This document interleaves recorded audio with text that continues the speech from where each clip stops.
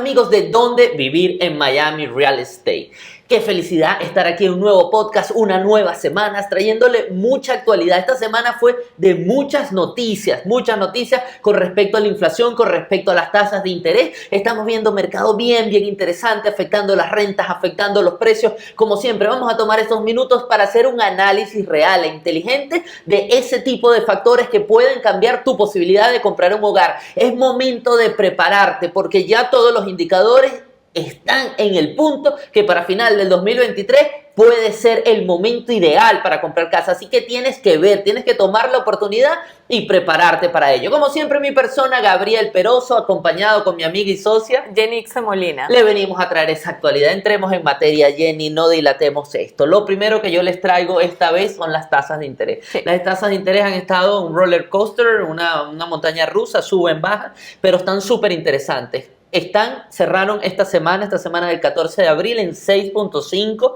Está muy interesante porque habíamos visto los 7 y algo en febrero y estamos viendo que han ido descendiendo. Tenían 5 semanas descendiendo de manera consecutiva hasta 6.27. Se frenaron en 6.50, lo ven ahí en pantalla. Interesante para esta semana. Pero ¿qué pasa? ¿Por qué ha estado este tema? Vamos a hablar justamente de la inflación y me traje este artículo que tiene Zillow sobre la inflación. O sea, la inflación general se está desacelerando y en marzo es muy interesante. Vamos a verlo aquí abajo. No le quería traer el reporte completo que salió del gobierno, sino qué significa que estamos bajó entre febrero y marzo en un 0.1 fue apenas lo que subió, en la inflación entre febrero y marzo, y en el acumulado del año está en 5%, o sea, lo que tiene que ver marzo, 5%. Estábamos viendo que el pico fue en julio en un 9%, en julio-agosto, 9%, ya estamos viendo una inflación en un 5%, estamos mucho más cerca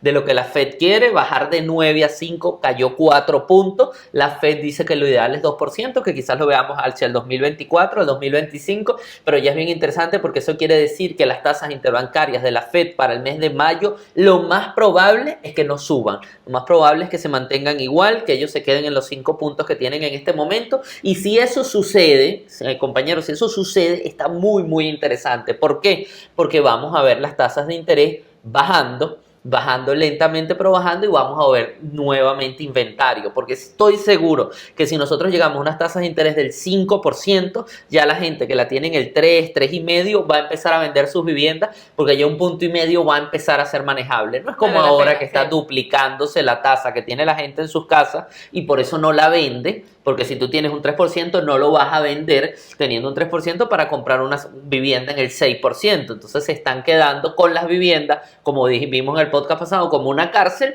no salen a la venta y vemos unos inventarios súper escasos. Ojalá y suceda, Gaby, porque realmente esto haría que el mercado se moviera más, tuviésemos más inventarios, los compradores comprarían y las personas también adquirirían, saldrían de sus casas y adquirirían nuevas propiedades. El mercado se mueve, que es sano. Claro. O sea, realmente la escasez de viviendas que hay hoy en día no nos está ayudando.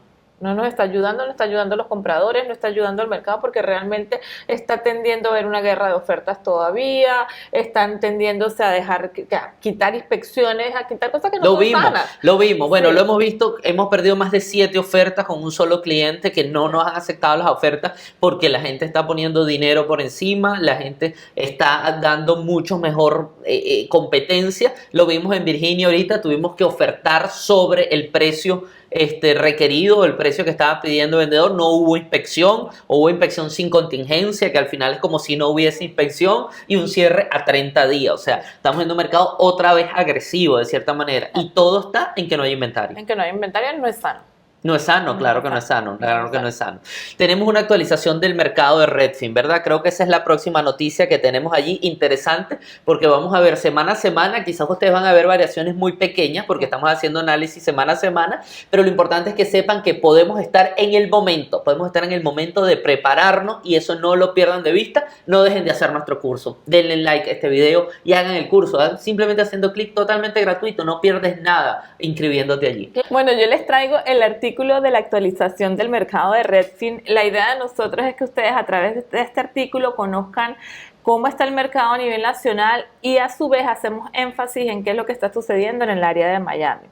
En el artículo nos dicen que los nuevos listados de casas en venta han bajado un 25% con respecto al año anterior y dice que marca un octavo mes con la racha en descenso de los nuevos listados de propiedades, y eso nos demuestra el problema que tenemos actual de inventario a nivel nacional y también a nivel regional.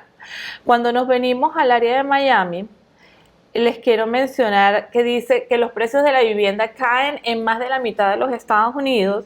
Aquí nos mencionan las áreas en las que los precios de la vivienda han caído, que estamos hablando de Austin, de Oakland, San Francisco, Seattle, Sacramento, todas estas ciudades, sobre todo áreas, ciudades tecnológicas, donde sabemos que las personas han salido por el tema de la pandemia y el trabajo remoto, pues ahí las propiedades han tendido a bajar de valor.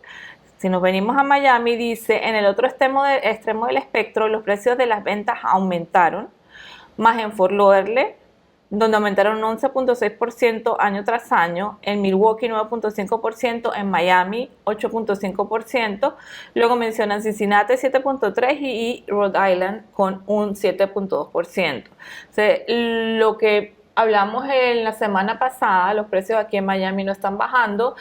El problema que tenemos es el inventario, y el inventario no aumenta debido a los intereses que, como tú mencionaste, Sí. están todavía alrededor de los 6.5% y aún no son lo suficientemente atractivos para que las personas salgan a vender. Los principales indicadores de la actividad de la compra de la vivienda, que en la semana que termina en el 13 de abril, dicen que las tasas hipotecarias de 30 años cayeron a 6.27%, aunque sabemos que el viernes cerró en 6.5%. Correcto. Algo muy interesante es que las solicitudes de compra de las hipotecas aumentaron un 8%. Eso quiere decir que vamos a ver un aumento en las ventas cerradas en las próximas semanas debido a...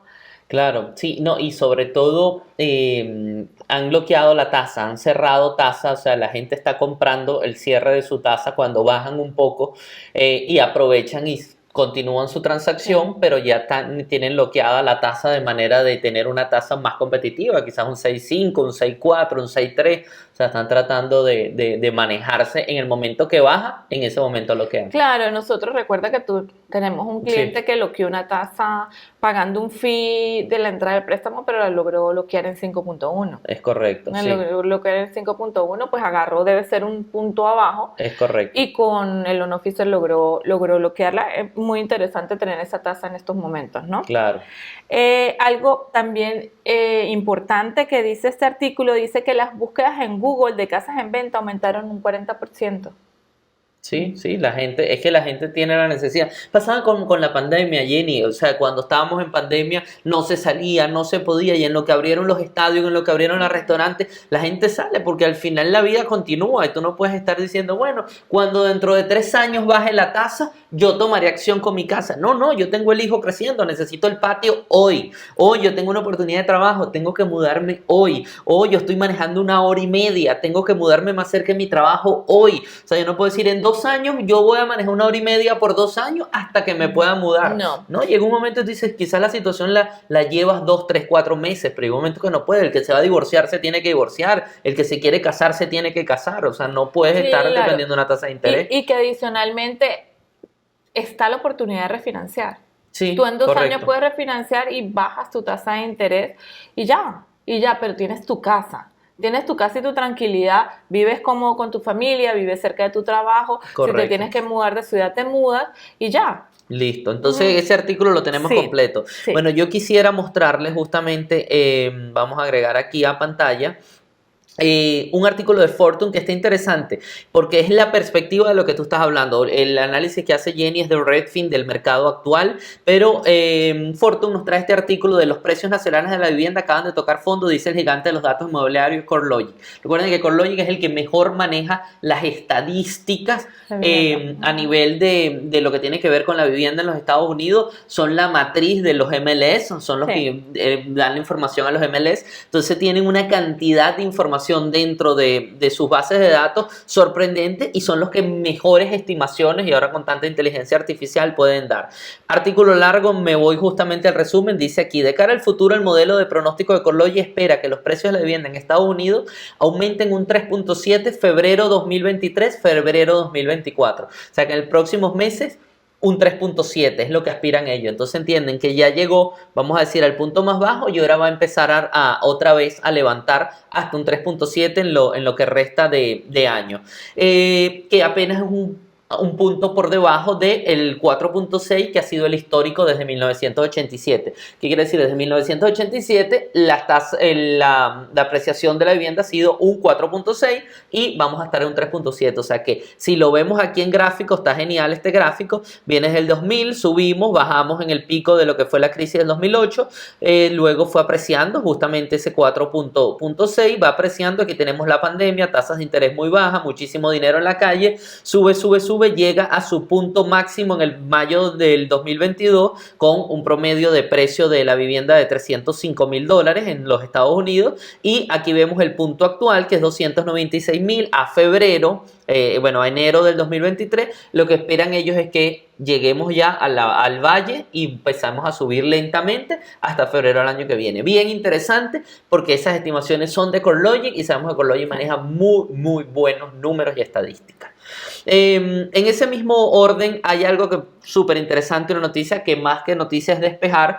La gente de MarketWatch nos trae esto que dice no puedo obtener una hipoteca a 40 años. Entonces, porque esa búsqueda fue tendencia en Google. Resulta que por videos de TikTok y por información errónea se empezó a hablar de que habían hipotecas a 40 años disponibles en el mercado. No existen hipotecas a 40 años disponibles en el mercado, ni que las tasas estén altas. ¿Qué pasa? Fue una información errónea porque la FHA está permitiendo que aquellas personas que tengan dificultades financieras para pagar y que ya estén en mora en su hipoteca, pueda haber un cambio en su hipoteca en el término de la hipoteca. Se puede hacer una modificación de la hipoteca que en vez de 30 años sea 40, lo que va a permitir que baje la cuota porque aumenta el plazo. Sin embargo, es peligroso porque puede haber cambios en las tasas de interés. Entonces, quizás lo que te estás ahorrando en tiempo lo vas a pagar en la modificación de la tasa de interés. O sea, lo que hacen es extenderte 10 años a la deuda que tengas. Te extienden 10 años, pero no es un plan para primeros compradores, no es un plan de refinanciamiento, simplemente es un plan de modificación en el plazo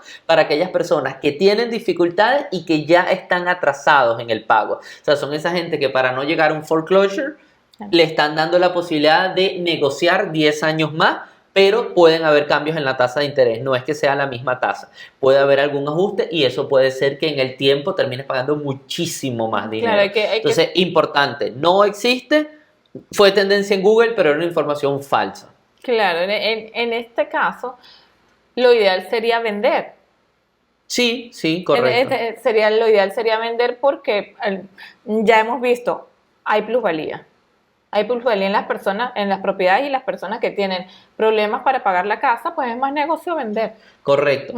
Es más negocio vender. Claro. Nosotros lo vivimos a finales del año pasado. Un cliente con dificultad para pagar vendió y salió muchísimo mejor parado porque había quien te pagara el precio de la casa. Claro. Pagas el banco, tienes plusvalía y con ese dinero puedes entrar en otra propiedad o hacer lo que necesites. Tenemos información de las rentas. Interesante información de las rentas. Rentas cayendo. Sí, las rentas cayendo. Pero no en Florida. Bueno, ya sabemos cómo es Florida.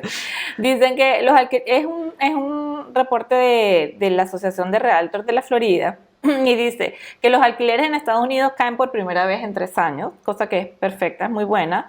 Dice, los alquileres solicitados de marzo cayeron 1.4% a 1937 año con año. Al nivel más bajo en 13 meses. Todos sabemos el problema que hemos tenido con los alquileres que han subido sin freno y que en los últimos tiempos hemos visto que de una manera u otra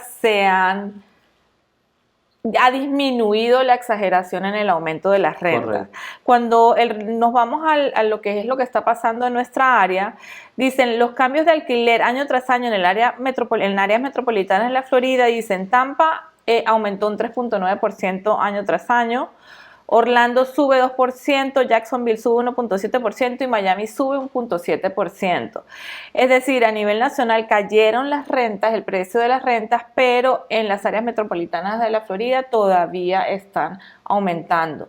Ojo, estos porcentajes son mínimos. Estos porcentajes están por debajo de la inflación. Exactamente, estos porcentajes son mínimos en comparación al aumento que hubo. Aquí dice, a nivel nacional los alquileres no cambiaron mes a mes en general. La mediana de los alquileres solicitados es de 322 más alto, ¿no? Dice un 19.9% que al comienzo de la pandemia. Es decir, si comparas los alquileres de hoy con el comienzo de la pandemia, estamos un 19.9% más a nivel nacional.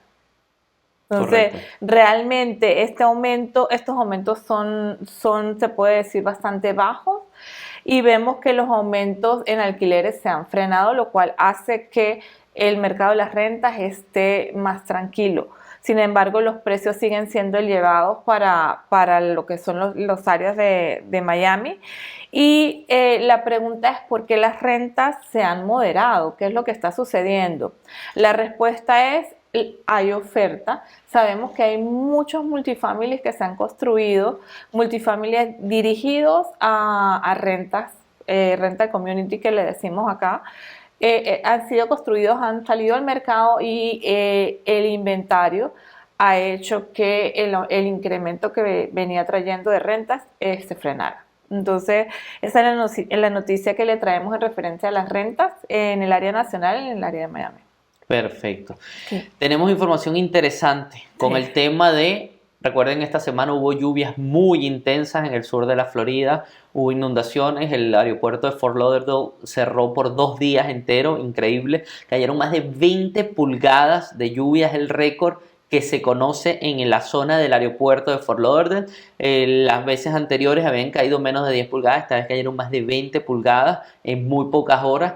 La pista estaba totalmente anegada, todas las instalaciones del aeropuerto totalmente anegadas y justamente sé que tienes un artículo referente al tema de seguro y sobre todo seguro de inundaciones. Sí, la Asociación igual de Realtors de la Florida sacó un artículo en referencia a los seguros de inundaciones y queríamos traer el tema a colación porque siempre nuestros clientes cuando vamos a hablar de seguros nos preguntan mucho qué cubren y sobre todo cuando hablamos del seguro de inundaciones preguntan si es requerido y en qué me impacta en mi préstamo. Entonces queríamos explicarle un poco qué es lo que sucede con el seguro de inundaciones. El estado como tal está zonificado y hay zonas que se catalogan como zona de inundaciones. Si tú compras una propiedad en una zona de inundaciones, debes de comprar un seguro de inundaciones si la propiedad está siendo comprada a través de una hipoteca. Okay. Si no está siendo, es obligatorio. Es obligatorio, sí. Y el costo realmente no es un costo exagerado, pero es obligatorio. Y en algunos momentos cuando nuestros clientes tienen un porcentaje de to income bastante apretado, realmente el costo de 50 o 60 dólares más por el seguro de inundaciones afecta la compra. Entonces, siempre es importante ver si la propiedad está o no está en área de inundaciones para tener en cuenta eso dentro del presupuesto del pago mensual y no llevarse una sorpresa al final de la compra, ¿no? ¿Qué pasa cuando yo pago mi propiedad en cash? Yo no estoy obligada a tenerle un seguro a la propiedad. Mi recomendación siempre para nuestros clientes es, así tú pagues la propiedad en cash, ponle un seguro, porque las cosas suceden. Una lluvia que nunca se había visto de 25 pies cayó en unas pocas horas. Aquí el artículo dice que la persona o la página de floodsmart.gov estima que solo una pulgada de agua puede causar $25,000 en daños en tu hogar.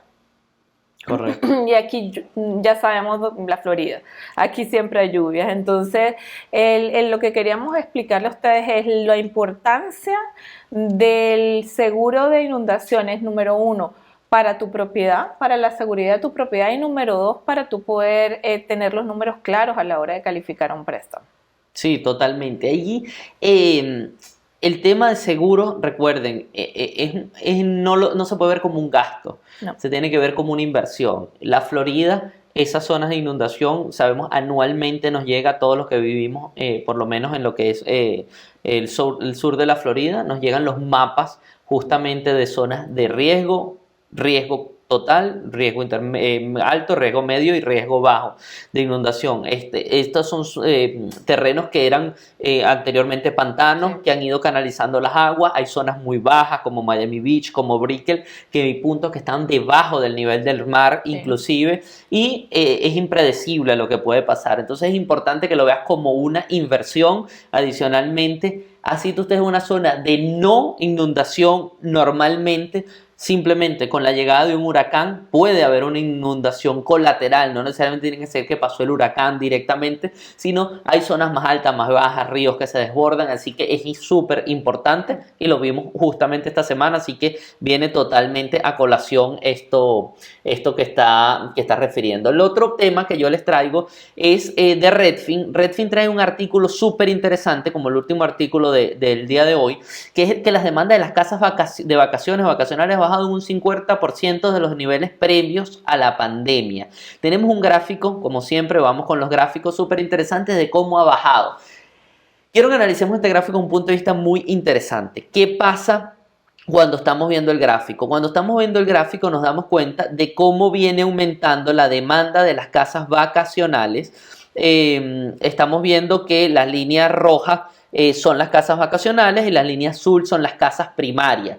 Y vemos cuando llega la pandemia cómo se disparan justamente las vacacionales, que son las rojas, aumentando en un 89%. O sea, la gente salió a comprar una segunda vivienda, no necesariamente desde el punto de vista vacacional, pero salió a comprar segundas viviendas. ¿Por qué? Porque los intereses estaban muy bajos, porque era un buen momento para comprar, porque podían cumplir su sueño, porque entendieron el valor de la libertad, de trabajar donde quiera, el teletrabajo, la posibilidad de unirte con tu familia. Había 1000 factores que influyeron durante la pandemia y vemos cómo se despegó la línea roja. Sin embargo, ahora vemos cómo cae dramáticamente, cayó en un 52%. Sin embargo, seguimos a niveles del 2017, 2018, también entendemos que unas tasas de interés del 6% no es nada atractivo para nadie que esté comprando una vivienda secundaria o vacacional. Secundaria, si lo vas a ver desde el punto de vista de renta, que la veas como inversión, que la vayas a rentar en rentas cortas, lo puedes hacer, pero desde el punto de vista vacacional no tiene sentido o es bastante cuesta arriba meterse en una tasa de interés al 6%. Claro, recordemos que con la pandemia realmente todo lo que son las rentas cortas tuvo un boom. Y se volvió un negocio muy atractivo. Sí. Por esa razón pienso que tantas personas compraron casas de segunda porque tenían casas para vacacionar, casas para apartar 2 semanas y venir y vacacionar, pero adicionalmente tenían un negocio. Entonces tenía sentido, un negocio con un 3% anual. Correcto. O sea, de intereses, eso es maravilloso. Sin embargo, esto es muy buena noticia. O sea, lo que yo quiero analizar de esto es que al final es muy, muy buena noticia, sobre todo para el sur de la Florida, donde hay tantas casas vacacionales. ¿Por qué es buena noticia? Porque esto trae inventario. Que no estén comprando en los mismos niveles casas secundarias quiere decir que están dejando inventario para el mercado primario, el mercado que a nosotros nos interesa desde el punto de vista de los que vivimos en la Florida, de los que asesoramos como agentes real estate todos los meses en la Florida y necesitamos inventario. Y que no estén viniendo de otros estados en las mismas proporciones quiere decir que tenemos un poco más de inventario para el mercado primario. En general, esto es muy buena noticia porque mejora la asequibilidad y posiblemente baje un poco la presión sobre los precios de las casas para nosotros, sí, los precios para las rentas de nosotros. Sí, así es. Estos son todos los artículos. ¿Qué tenemos de cierre, Jenny? ¿Qué nos puedes dar tú de cierre? Bueno, lo que le decimos es muchas gracias por escuchar este podcast. Para nosotros es un placer poderles traer la información y que ustedes estén informados de cuál es el momento preciso para comprar su propiedad, de qué pasos tomar. Tenemos el curso que es gratuito, háganlo y pregúntenos si tienen cualquier duda, que nosotros todas las semanas leemos, todas las semanas estamos en la calle con nuestros clientes llevando las propiedades y sabemos qué es lo que está pasando y sabemos cómo tomar ventaja del mercado que tienes esta semana. Sabemos qué hacer para que esta semana tu compra, tu venta funcionen. Entonces simplemente comuníquense con nosotros. Muchísimas gracias, de verdad que sí, yo me uno a las palabras de Jenny de agradecimiento. Les puedo decir que estamos cumpliendo un sueño. Cuando empezamos y prendimos la primera vez la cámara, nosotros jamás pensamos que iba a ser tan rápido el crecimiento, que íbamos a estar tan felices de poder hacer esto toda la semana. Jenny, en los últimos 28 días tenemos 15.000 vistas de nuestros videos. Pensar tú 15.000 vistas, eso es un estadio lleno de personas que nos están viendo, que en promedio están viendo 10 minutos de nuestro programa, que se toman 10 minutos para oír, para actualizarse, para enterarse. Muchísima gente te dice, nos corrige muchas veces, diciendo, tú lo sabes, los clientes, pero tú dijiste la semana pasada que las tasas de interés podían caer. ¿Cómo me estás diciendo que subieron esta semana? ¿Por qué? Porque están actualizándose con esto. Para nosotros eso es un sueño y lo vamos a seguir haciendo. No saben la felicidad que nos da sentarnos aquí, hacer este podcast, editar el podcast y llevárselo a ustedes toda la semana. ¿Por qué? Porque sé que estamos ayudando familias, estamos transformando vidas con esto que estamos haciendo, y mientras uno pueda darlo, mientras ese conocimiento que al final podríamos quedárnoslo para nosotros o solo para nuestro cliente, no nos importa, que todos ustedes se mantengan informados. Hasta aquí el podcast del día de hoy y que tengan muy buen día.